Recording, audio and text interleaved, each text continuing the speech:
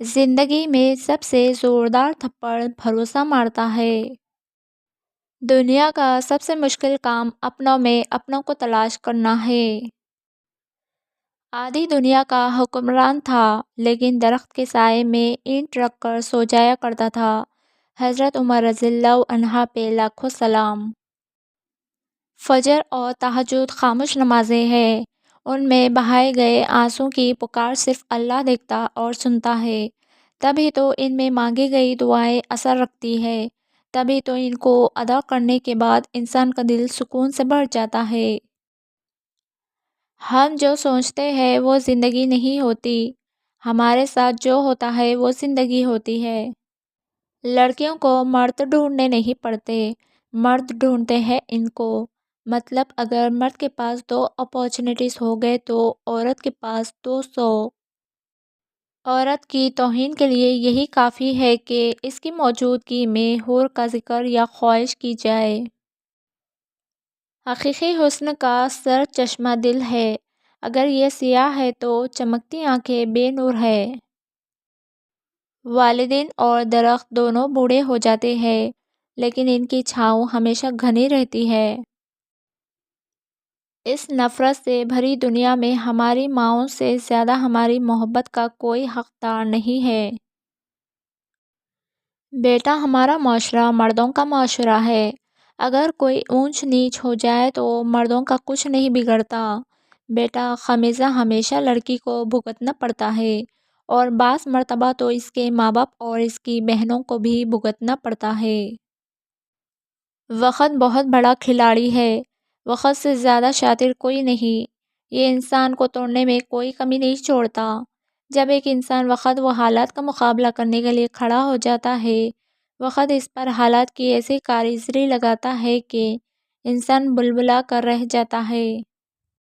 زندگی میں بعض دفعہ کچھ لوگوں کو بہت کچھ کہنے کا دل چاہتا ہے، لیکن انسان نہیں کہہ سکتا۔ 100 لحاظ ہوتے ہیں جن کو رکھنا پڑتا ہے اور رکھنا چاہیے۔ کچھ انسان بچھو طبیعت کے مالک ہوتے ہیں، آپ ان سے چاہے جتنی مرضی نیکی کر لے، آخر کار وہ ڈنک ہی ماریں گے، اور یہی ان کی فطرت ہوتی ہے۔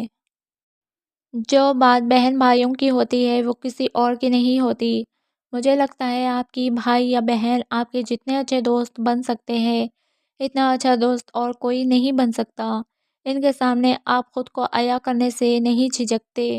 بھائی بہن کا پیار قدرت نے بڑا انمول بنایا گیا ہے۔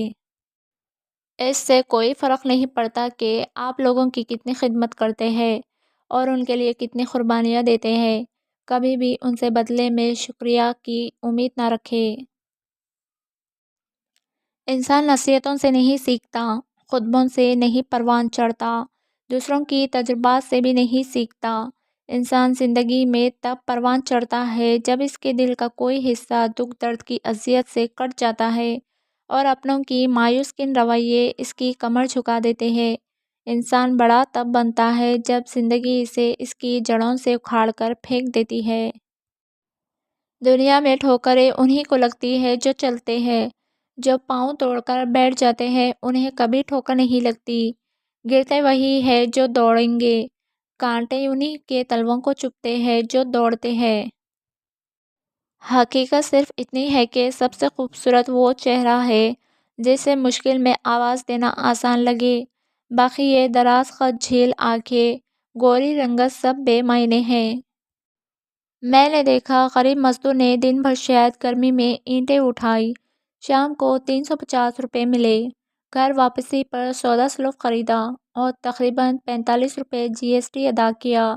اب ان ٹیکس کے پیسوں سے صاحب لوگ اے سی کمرے میں بیٹھیں گے۔ شیخ سعدی رحمۃ اللہ علیہ فرماتے ہیں، کسی کو اتنا پیار کرو کہ کوئی گنجائش نہ چھوڑو، اگر وہ پھر بھی تمہارا نہ بن سکے اسے چھوڑ دو، کیونکہ وہ محبت کا طلبگار نہیں بلکہ ضرورت کا پجاری ہے۔ محبت کرنے والے کو کسی چیز کی ضرورت نہیں ہوتی، اور ضرورت مند کو کسی چیز سے محبت نہیں ہوتی۔ جب ناخن بڑھ جاتے ہیں تو ناخن ہی کاٹے جاتے ہیں، انگلیاں نہیں۔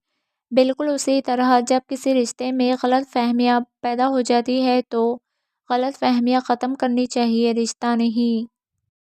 ایک سیب گرا اور دنیا نے کوشش نقل دریافت کی۔ افسوس، لاکھوں جسام اب تک گرے مگر دنیا کبھی انسانیت دریافت نہیں کر سکی۔